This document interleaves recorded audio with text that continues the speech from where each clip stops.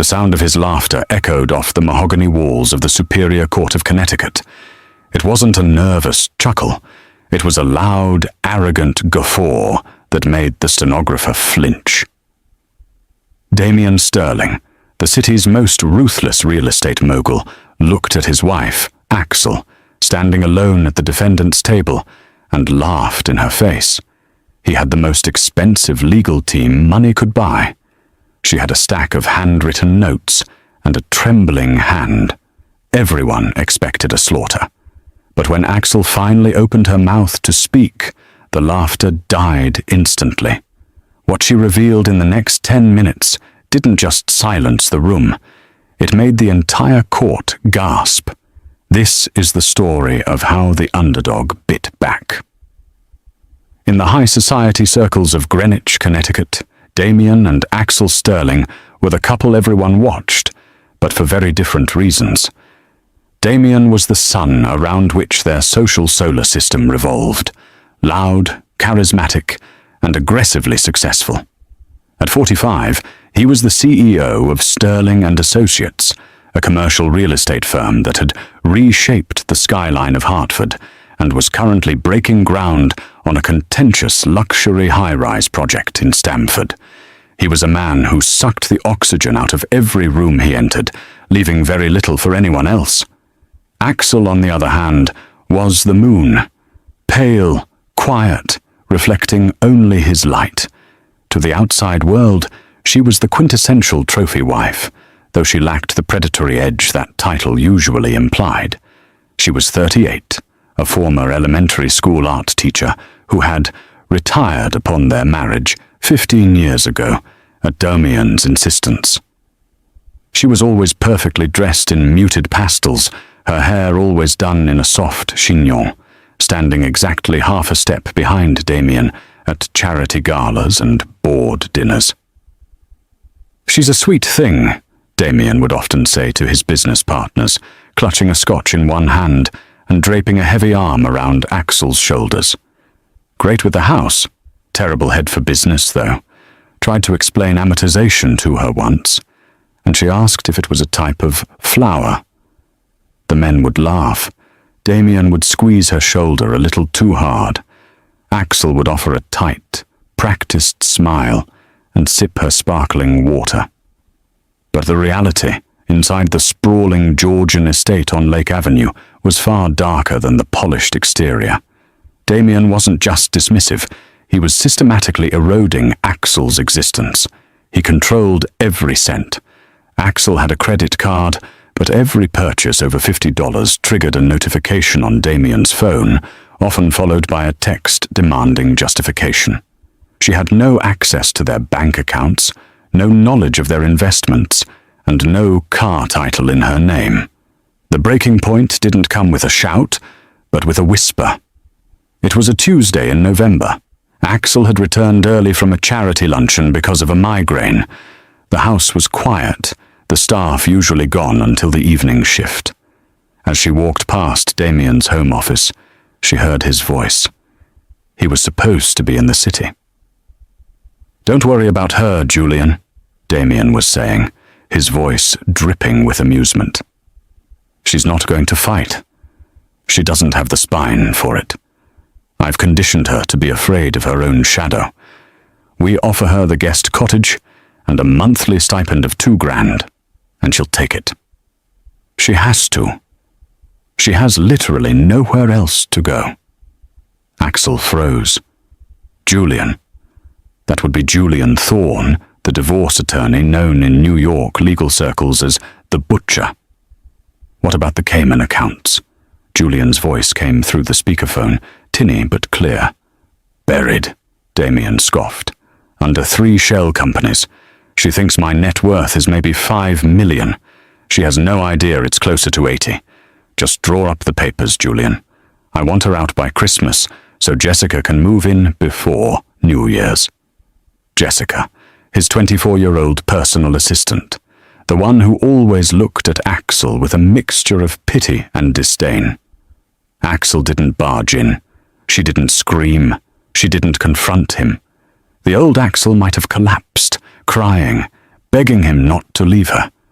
But something in the cold, calculated way he spoke about conditioning. Her snapped a tether deep inside her chest. The fear that had ruled her life for 15 years evaporated, replaced by a cold, hard clarity. She retreated silently down the hall, went to the master bedroom, and sat on the edge of the bed. She looked at the family photos on the vanity, images of a smiling, submissive woman she hardly recognized. She thinks my net worth is $5 million. Damien had made one critical error. He assumed that because Axel was quiet, she was blind. He assumed that because she was compliant, she was stupid. He had forgotten that before she was Mrs. Sterling, Axel had been Axel Vance, the daughter of a forensic accountant who had taught her how to read a ledger before she could ride a bike. She hadn't looked at the finances because Damien forbade it, and she had tried to be a good wife. But she had been watching. She had seen the mail he threw away. She had noted the late-night phone calls, and for the last 6 months, ever since she noticed the smell of a perfume that wasn't hers on his jackets, she had been keeping a journal. Axel stood up and walked to the closet. She didn't pack a bag. She reached to the very back of the top shelf, behind a stack of cashmere sweaters, and pulled out a dusty, leather-bound portfolio. It contained her old sketches. Yes, but underneath those was something else. A degree she had never used. A Juris Doctor from Yale Law School. She had passed the bar 15 years ago, 2 weeks before their wedding. Damien had laughed when she got the results. "You won't need that, babe. You're marrying a Sterling. You'll never work a day in your life." She had let her license lapse to inactive status to please him. That afternoon, while Damien was still laughing on the phone with his lawyer, Axel drove to the library. She logged on to the State Bar Association's website. It would take work, and a lot of paperwork, to reactivate her status. But she had time. When Damien served her the divorce papers 3 days later, tossing the manila envelope onto the kitchen island like it was junk mail, Axel didn't cry. She just picked it up. "Read it over," Damien said, not even looking up from his phone. Julian drew it up. "It's generous. Sign it, and we can keep this civil." Axel looked at the document. Irreconcilable differences. A settlement of $2,500 a month for 3 years. No claim to the marital home. No claim to the business assets.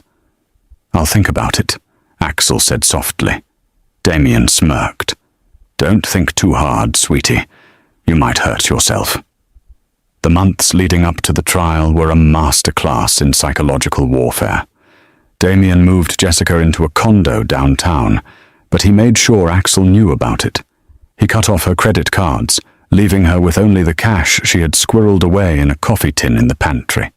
About $400. He expected her to crumble. He expected her to come crawling to his office, begging for the settlement.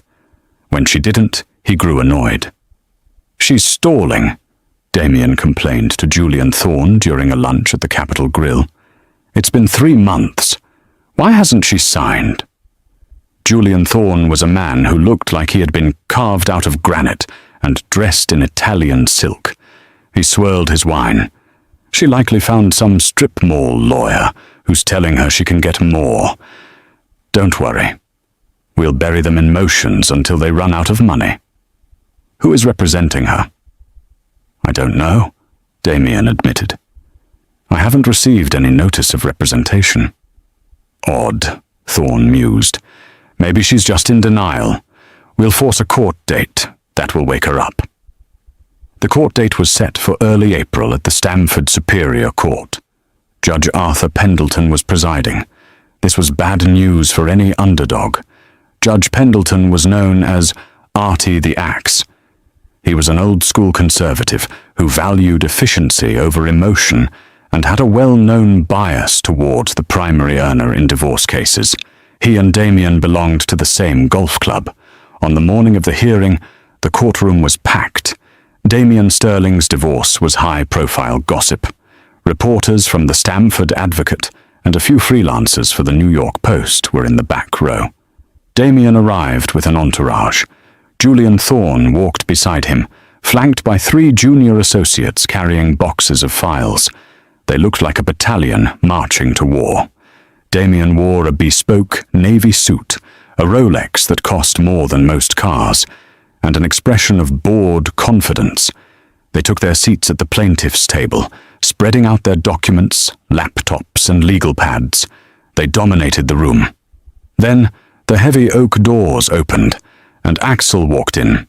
The room went quiet, but not out of awe, out of confusion. She was alone. She wore a simple, structured black suit that she had bought at a thrift store.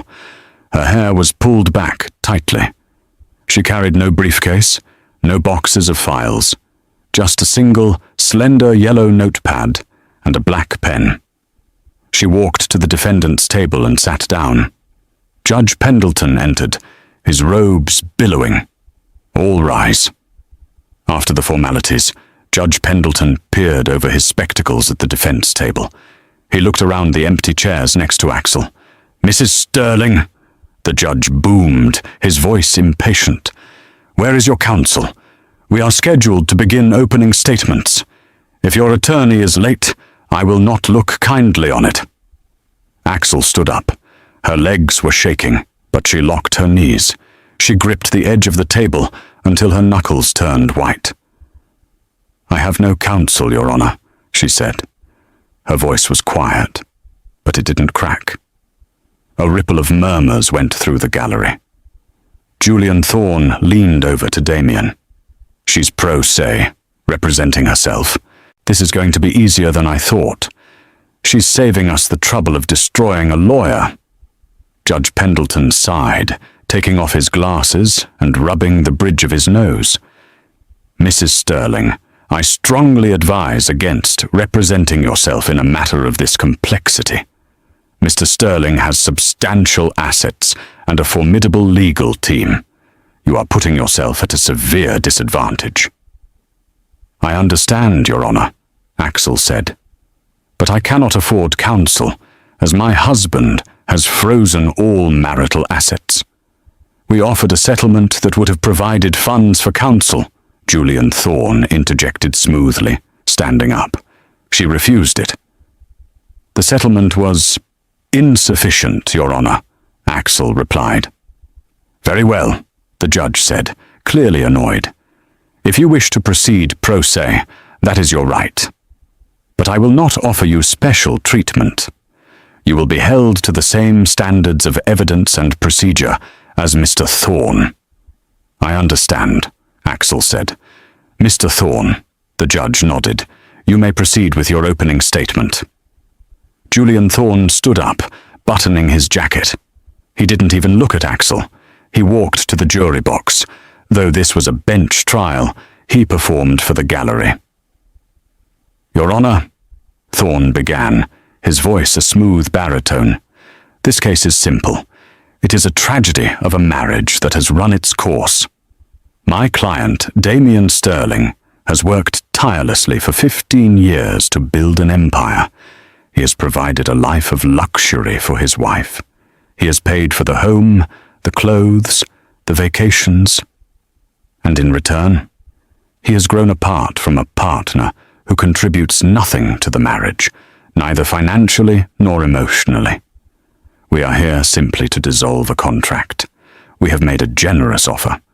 Mrs. Sterling, driven by greed and bitterness, seeks to claim half of a business she didn't build, money she didn't earn, and a future she doesn't deserve." He turned to point at Axel. "She will try to paint herself as a victim, but the evidence will show she is simply a woman who refuses to accept that the free ride is over." Thorne sat down. Damien patted him on the back, grinning. "Mrs. Sterling," the judge said, looking at his watch, "your opening statement. Keep it brief." Axel stood up again. She picked up her notepad. She walked to the center of the room. She looked small against the high ceilings and the imposing bench. She looked at Damien. He caught her eye and winked. Then he let out a short, sharp laugh, a sound of pure derision. "Look at her," the laugh said. "Look at her trying to play dress-up." The court stenographer typed the sound. Plaintive laughs. Axel looked at the judge. She took a breath. "Your Honor," she began. "Mr. Thorne is right about one thing. This is a simple case, but it is not about a marriage running its course. It is about a 15-year fraud."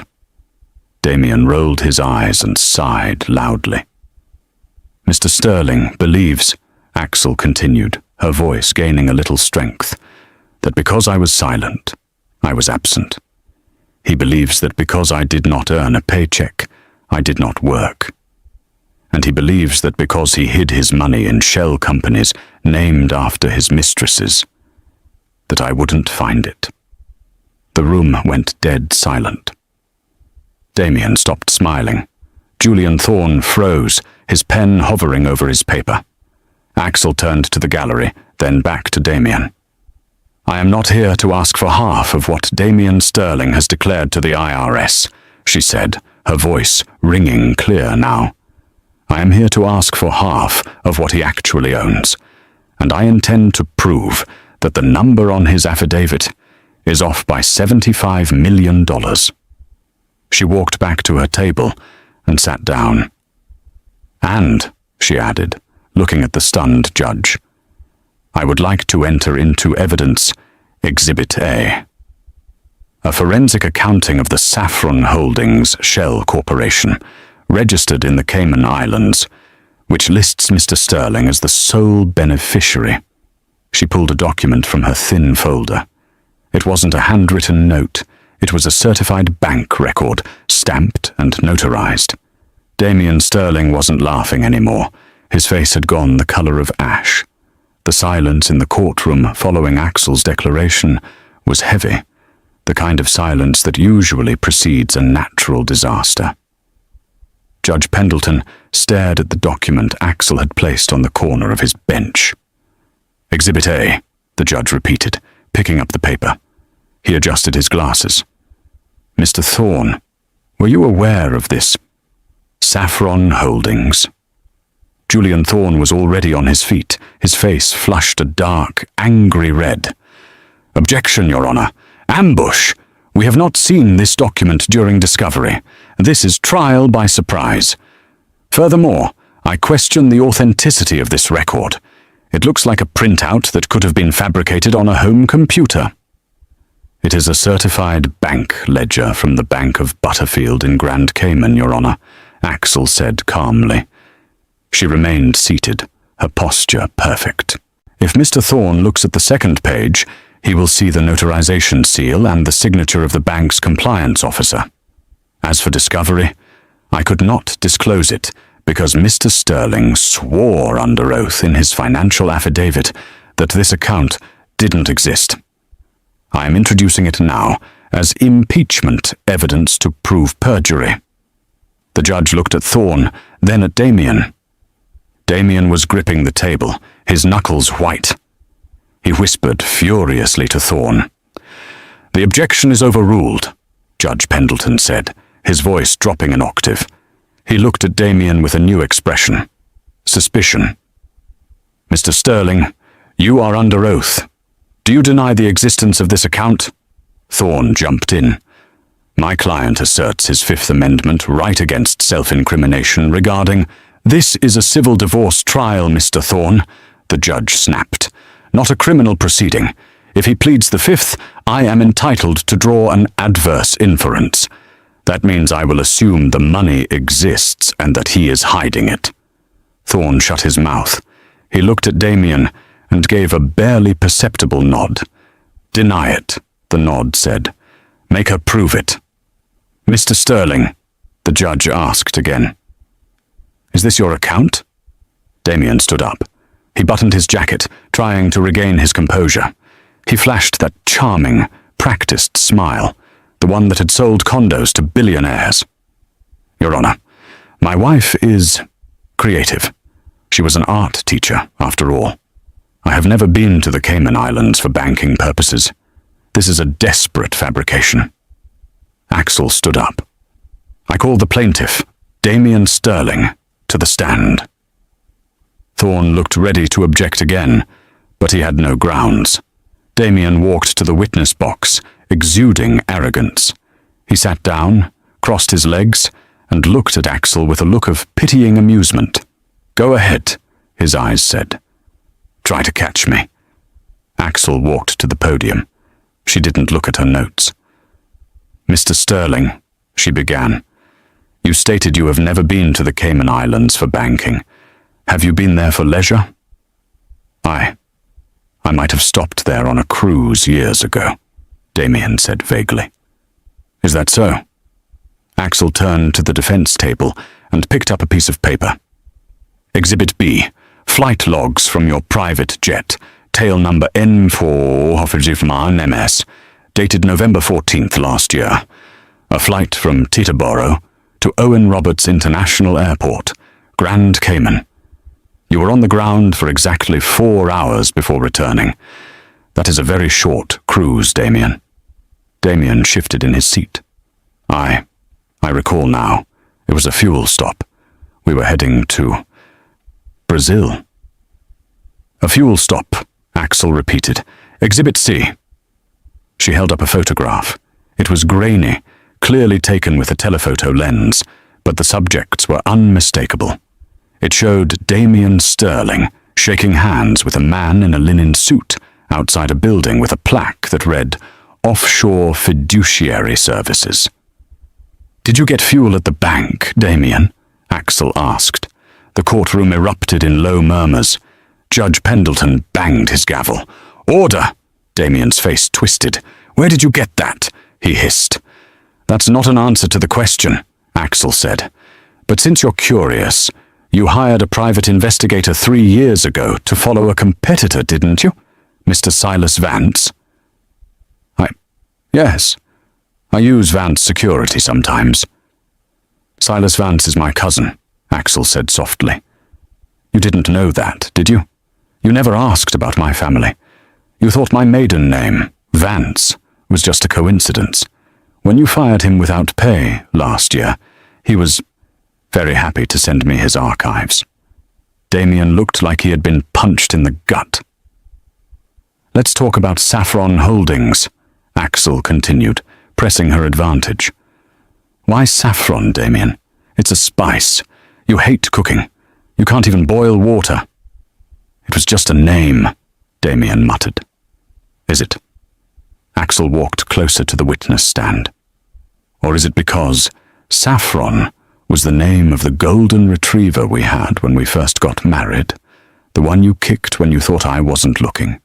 The one that ran away the next day?" The air in the room grew frigid. This wasn't just about money anymore. This was a character assassination, and Axel was holding the knife. "Objection!" Thorne screamed. "Relevance! Prejudice!" "It goes to character, Your Honor," Axel argued calmly. "And it goes to the password for the account. I posit that the password is Saffron 2010. Would you like me to log in right now, on the court projector?" Damien slammed his hand on the witness rail. "You hacked my computer." "So the account is yours?" Axel asked sweetly. Damien froze. He had walked right into it. "No further questions for this witness," Axel said, turning her back on him. As Damien walked back to his table, he didn't look at the judge. He looked at Axel. The laughter was gone. In its place was a look of pure, unadulterated hatred. He leaned over to Julian Thorne and whispered, "Destroy her. I don't care what it costs. Burn her to the ground." Julian Thorne nodded. He pulled a file from his briefcase. It was thick, black, and marked Medical History. The lunch recess was a tense affair. Axel sat alone in the court cafeteria, eating a sandwich she had packed. She knew the victory with the bank account was significant, but she also knew Damien. He wouldn't just defend himself, he would counterattack, and when Damien attacked, he went for the throat. When court reconvened, Julian Thorne looked refreshed. He stood up with a smirk that made Axel's stomach turn. "Your Honor," Thorne said, "the defense has made quite a show of sudden financial expertise, but we must address the elephant in the room. The reason Mrs. Sterling has been excluded from financial decisions, the reason she was conditioned, as she claims, is not malice, it is necessity." Thorne turned to the gallery. "We call Dr. Aris Thorne to the stand." Axel frowned. No relation to the lawyer, but a familiar name. A psychiatrist, a tall, severe-looking man, walked in. Axel recognized him immediately. He was the therapist Damien had sent her to see 5 years ago, after she had suffered a miscarriage. She had seen him for 3 months. She had poured her heart out to him about her grief, her loneliness, her feeling that Damien was distant. "Dr. Thorne," Julian began, "you treated Axel Sterling 5 years ago." "I did," the doctor said. He refused to look at Axel. "And what was your diagnosis?" "Mrs. Sterling suffers from borderline personality disorder with paranoid delusions," the doctor stated flatly. "She exhibits a detachment from reality. She often invents scenarios where she is the victim to garner sympathy. She expressed deep paranoia that her husband was plotting against her." "So," Julian said, pacing, "if she were to say, claim her husband was hiding millions of dollars, or that he was abusive, this would be consistent with her delusions?" "Completely consistent," the doctor said. "She creates narratives to punish those she feels have abandoned her." Julian turned to the judge. "Your Honor, we submit that the evidence presented by Mrs. Sterling is the fruit of a paranoid obsession. We question her competency to stand trial, let alone represent herself. We move for a psychological evaluation and an immediate stay of these proceedings." The gallery murmured. This was the gaslight strategy. If they could paint her as insane, the evidence didn't matter. It was all fruit of the poisonous tree or the ramblings of a madwoman. Axel felt the blood drain from her face. She remembered those sessions. She remembered crying. She remembered trusting this man. "Your witness," Julian sneered at Axel. Axel stood up. Her hands were shaking again. She looked at the doctor. He looked smug. He was a paid gun, and he had just fired a shot that could end everything. She walked to the podium. She closed her eyes for a second, breathing in. "Focus, Axel. You prepared for this. You knew he would use the medical records." "Dr. Thorne," Axel said, "how much is my husband paying you for your testimony today?" "I am being compensated for my time at my standard hourly rate," the doctor sniffed. "Your standard rate is $400 an hour," Axel said. "Exhibit D." She held up a bank transfer record. "Can you explain why Sterling Development LLC transferred $50,000 into your personal account last Tuesday?" The doctor blinked. That is a retainer for future consultation." $50,000 for consultation? Axel raised an eyebrow. "That's a lot of hours, doctor. But let's talk about your diagnosis. You said I have borderline personality disorder." "Yes." "Did you prescribe medication?" I recommended therapy." "Did you prescribe medication?" she pressed. "No." "Isn't it standard practice to prescribe mood stabilizers for severe BPD? Every case is different." Axel picked up a blue folder. "Dr. Thorne, are you aware that recording a patient session without their consent is illegal in Connecticut?" The doctor stiffened. "I never recorded our sessions." "No," Axel said. "But I did." A collective gasp went through the room. Even the judge sat up straighter. "I recorded every session on my phone," Axel said, holding up an old iPhone. "Because I felt confused. I wanted to listen back, to understand what was wrong with me. And do you know what I found on those recordings, Doctor? She didn't wait for an answer. She turned to the judge. Your Honor, I would like to play a 30-second clip from our final session. Exhibit E. She pressed play and held the phone up to the microphone. The audio was clear. Axel's voice, sobbing. I just feel like he hates me, like I'm a burden. Dr. Thorne's voice. Axel, listen to me. Damien is a powerful man. He has needs you aren't meeting. You are depressed, yes, but you aren't crazy. You're just inconvenient. If you want my advice, stop asking questions. Take the pills I give you to sleep and let him be. It's not a disorder, Axel. It's your situation. You're married to a narcissist. But if I write that down, he'll stop paying the bill.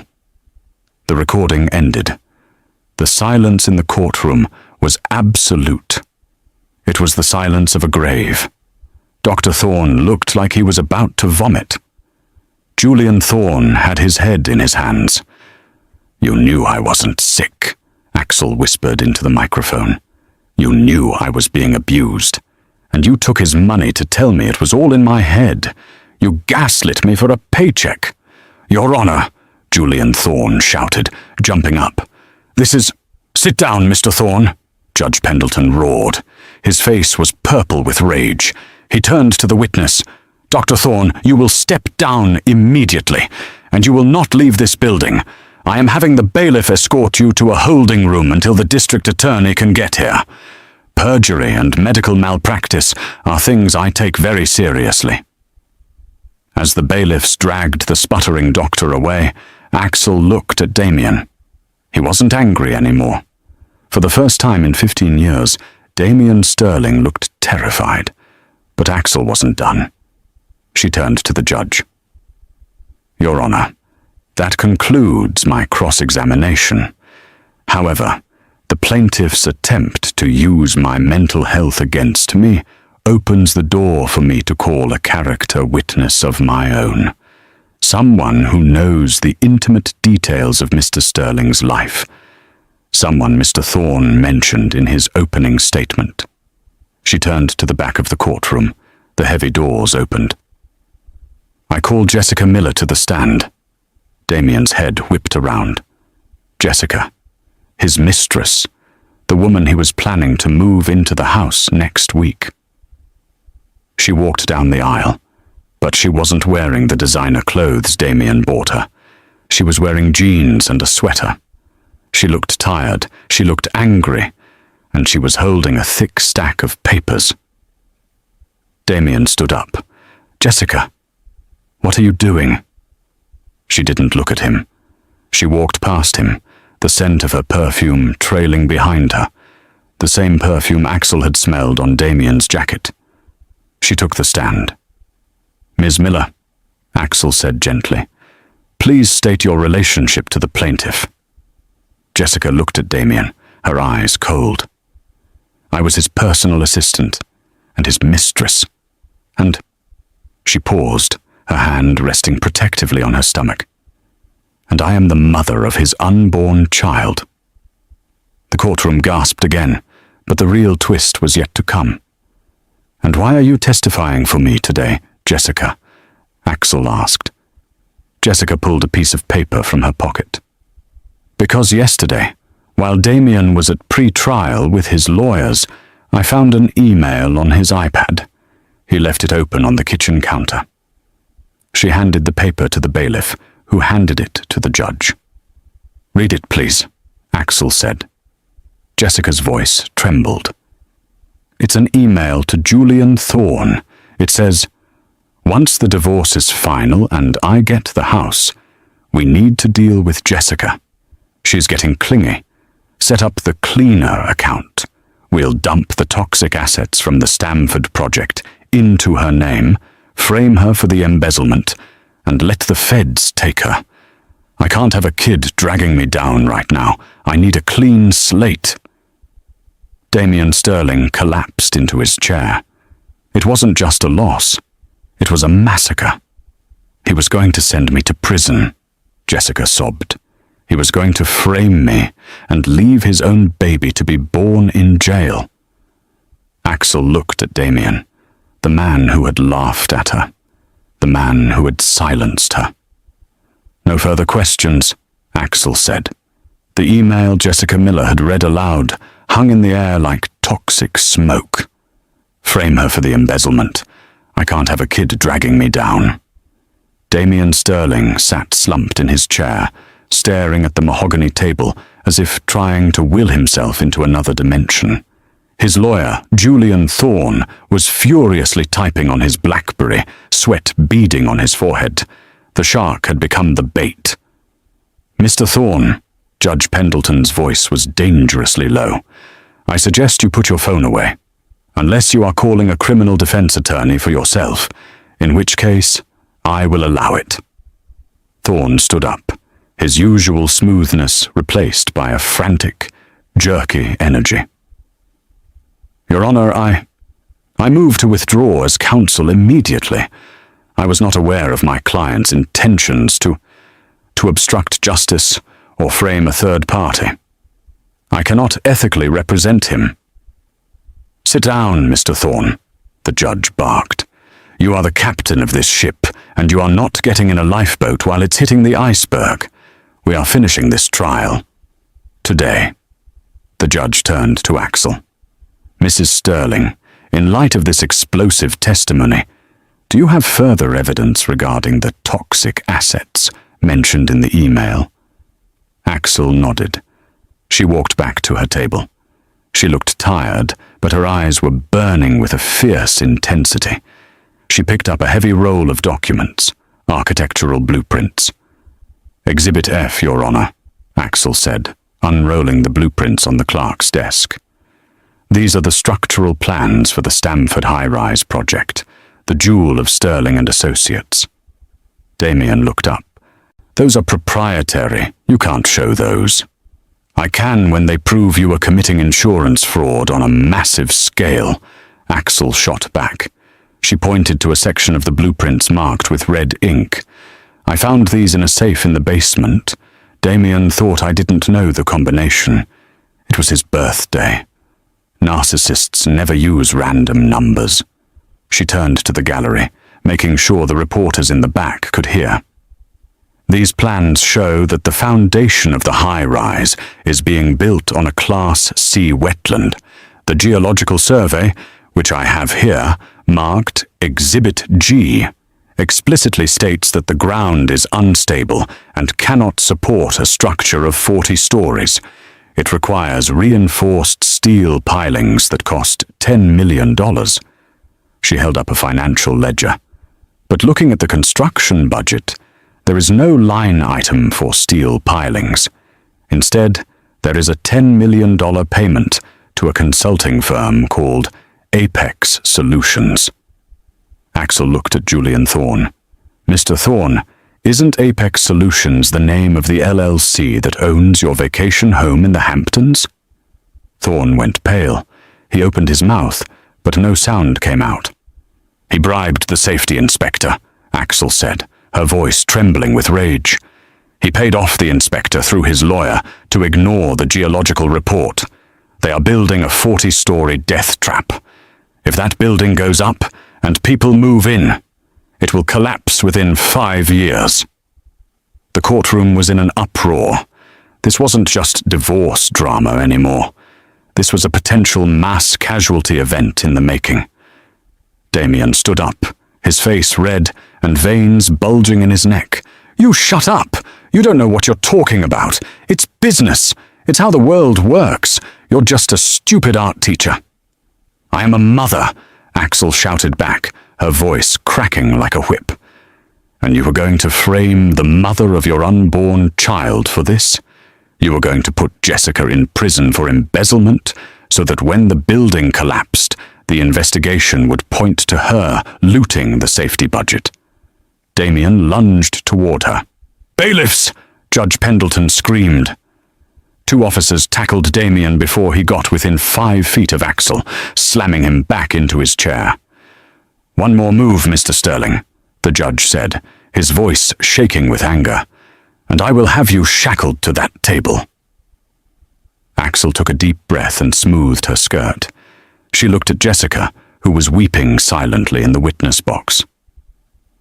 "I have one last piece of evidence regarding this fraud," Axel said quietly.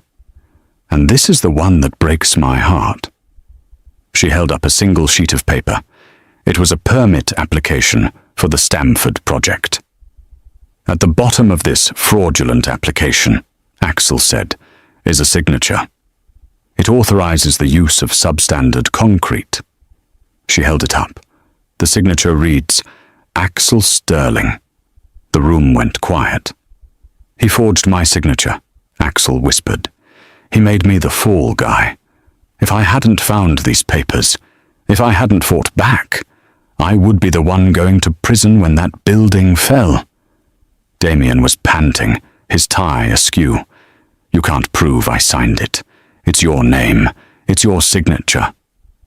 "Actually," Axel said, a sad smile touching her lips, "I can prove it wasn't me." "How?" Damien sneered. "It looks exactly like your handwriting. I practiced it for you."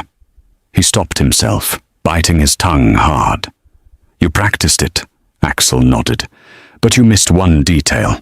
The date on this document is October 14th of last year." She turned to the judge. "On October 14th, I was in the hospital, Your Honor. I was having surgery on my right hand, my writing hand, to repair a tendon I severed while gardening. My arm was in a cast from fingertips to elbow. I couldn't hold a pen for 6 weeks." She held up her medical discharge papers. "Checkmate, Damien." The reality of the situation seemed to crash down on Damien Sterling all at once. The defiance drained out of him, leaving a hollow, trembling shell. He looked at Julian Thorne, but his lawyer was currently busy trying to shove documents into his briefcase, clearly planning a hasty exit. "Mr. Thorne," Judge Pendleton said coolly, "the bailiff has locked the doors. No one leaves." Thorne dropped his briefcase. Axel stood at the center of the storm she had summoned. She felt a strange sense of calm.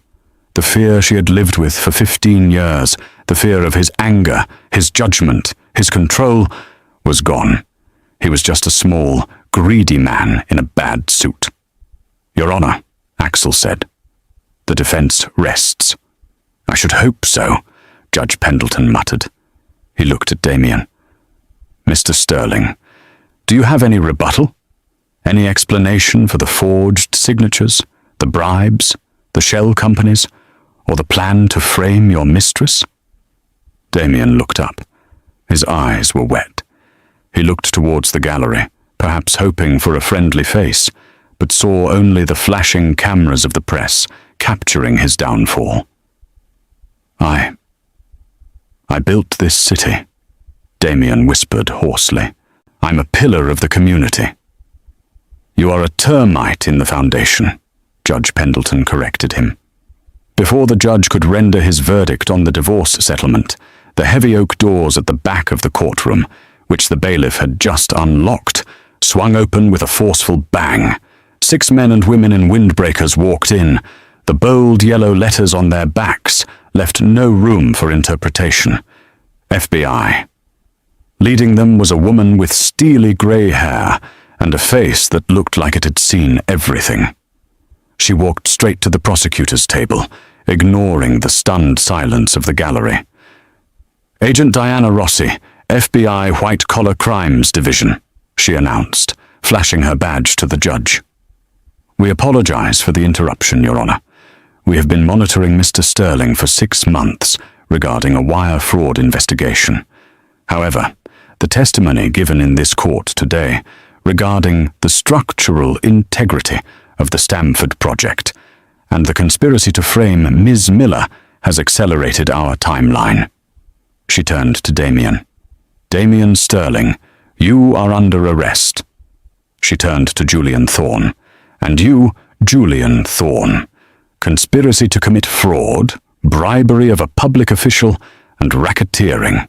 Julian Thorne let out a high-pitched whimper as an agent handcuffed him.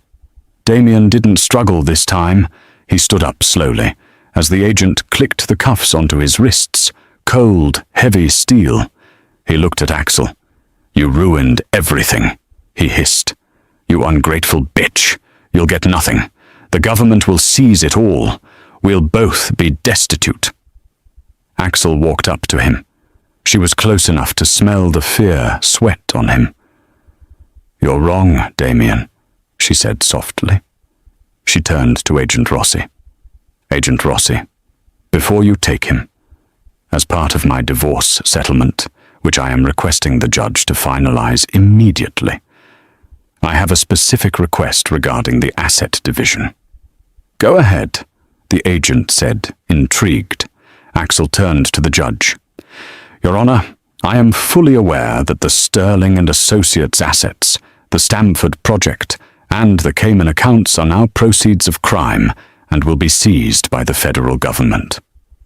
"That is correct," the judge said. "There is likely nothing left to divide." "Not everything," Axel said. "There is one asset Damien never touched, one asset he mocked, one asset he kept entirely in my name because he thought it was worthless." She pulled a deed from her folder. "The plot of land on the north side of town, the old mill property. Damien bought it 10 years ago to dump construction waste, then transferred the deed to me as a birthday present, so the liability for the cleanup would be in my name. He valued it at $0. Damien's eyes widened. "That dump? Take it. It's full of asbestos." "It was," Axel said. "But I used my allowance to pay for a cleanup crew 3 years ago. Slowly, quietly. And last month, the city council rezoned that area." She smiled. "It's no longer industrial waste, Damien. It's the designated site for the new tech corridor. That dump is now worth $12 million. And because you put it solely in my name to avoid liability, and because it has no connection to your fraud, the feds can't touch it." Damien's jaw dropped. The color drained from his face completely. He realized the magnitude of his mistake. In his arrogance to burden her with trash, he had gifted her a gold mine. "And," Axel added, "I am also requesting full legal custody of the dog, the one you said ran away. I know you gave him to your secretary. I want him back." "Granted." Judge Pendleton slammed his gavel. "Marriage dissolved. The plaintiff is awarded the old mill property and all assets solely in her name. The defendant is remanded to the custody of the FBI." 2 agents grabbed Damien by the arms as they dragged him out. He wasn't laughing. He wasn't shouting. He was staring at Axel with a look of total bewilderment. He had played checkers while she was playing 4D chess.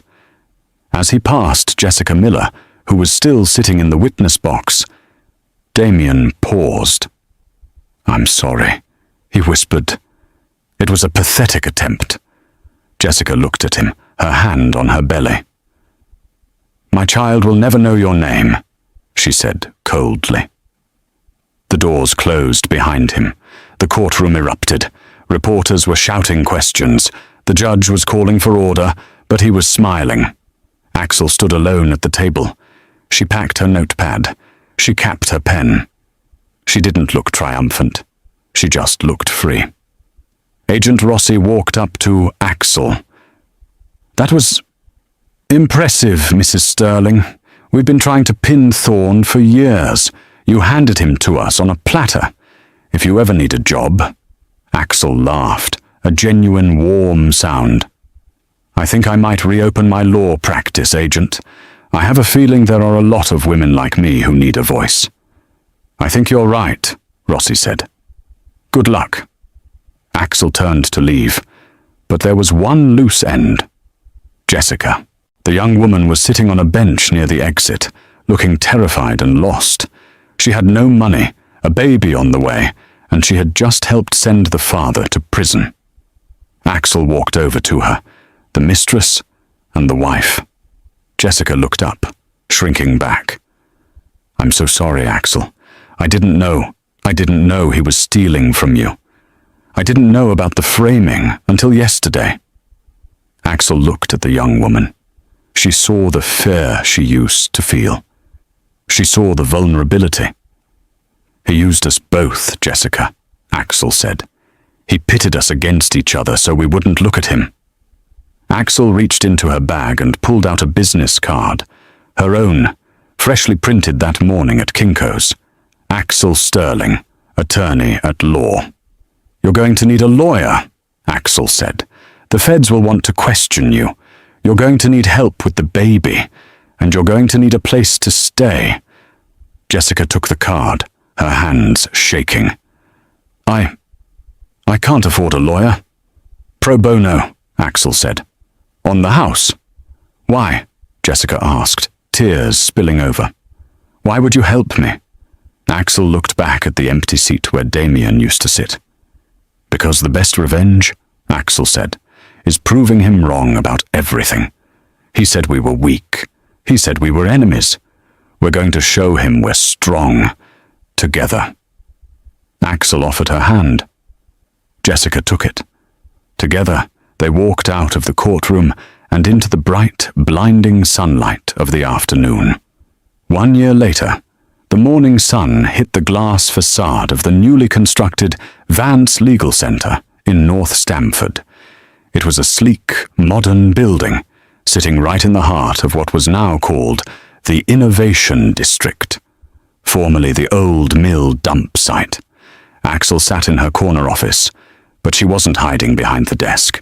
She was sitting on the floor, reviewing a case file, while a 10-month-old baby boy crawled over her legs, drooling onto a briefing regarding a class-action lawsuit against a corrupt pharmaceutical company.